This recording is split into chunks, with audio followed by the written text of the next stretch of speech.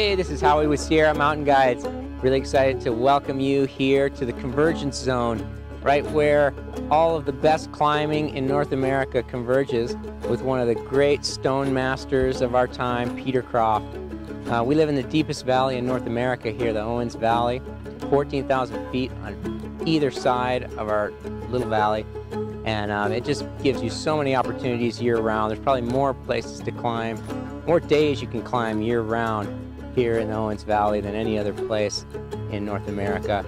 And we have Peter, who's obviously chosen to live here for a reason. And he's excited to do some trips with Sierra Mountain Guides. So we're looking forward to having you out here.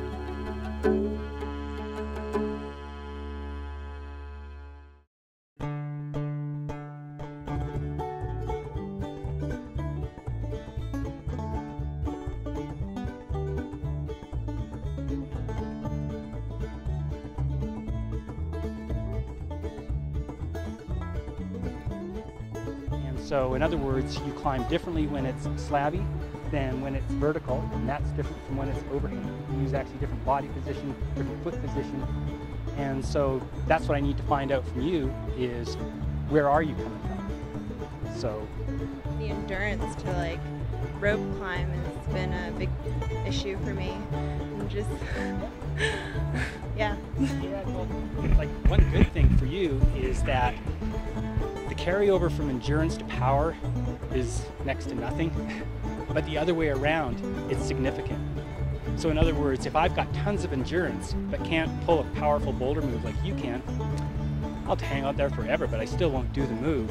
But with you, even if you don't have too much endurance, you'll get to a powerful move. You won't even hesitate. You'll just pull right through that before you even start to get pumped.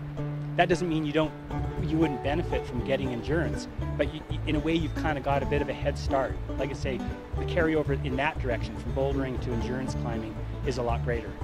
And one of them is footwork.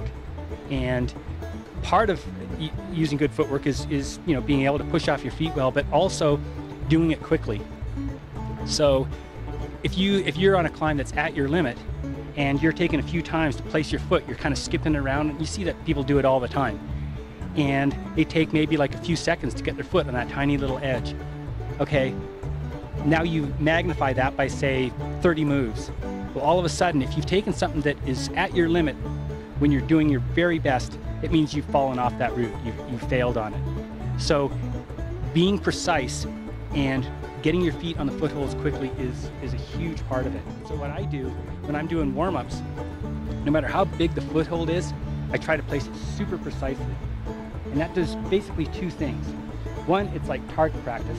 The more precise you are with your feet all the time, then when you're when you're fighting for your life basically, and you have to stab that foot out on that micro edge, you just hit it first time because you're used to being really precise.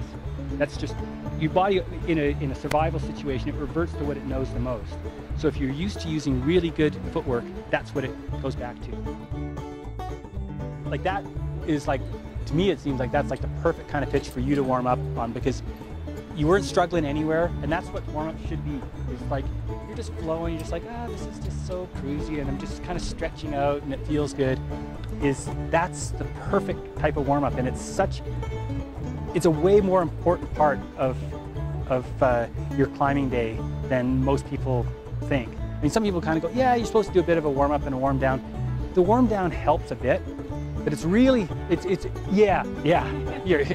like, let's just get out of here. But I mean, for one thing, hiking out of the gorge, that's gonna, that'll warm you down a bit. But the warm down, what it really does, it just flushes out a bit of the lactic acid and gets the blood moving around so that you recover maybe a bit quicker. But the thing that's really gonna prevent you from getting injured, probably more than anything, is a proper warm up. You still have a breakthrough at 58? Yeah. Absolutely. Like here in the States, climbing is still thought of as an extreme sport. You go over to Europe and it's just normal to see people out that are 10 years older than you out in the crags and climbing hard. So yeah, absolutely. There's one of the most famous climbers in Yosemite history, John Salifay. He started in his mid-40s.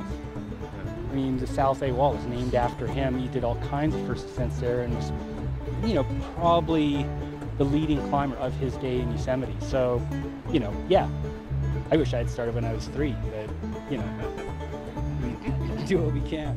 So. My name is Bruce, and Bruce Lella, and I've been living in the Eastern Share for a long time now. And I've climbed a lot with a lot of very good climbers here. John Packer was a very good friend. Peter Croft was a very good friend. And I've had the privilege to climb with a lot of good climbers. And this video is actually a testimonial to Peter's personality and climbing ability. He is top shelf.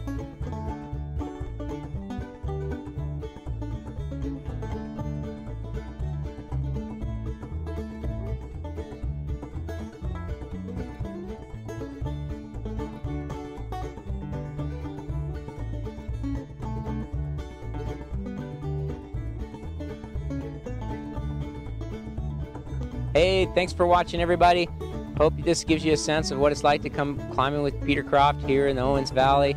Amazing place. And please give us a call, 760-648-1122, or on our website, www.sierramtnguides.com. Hope to see you on the rock.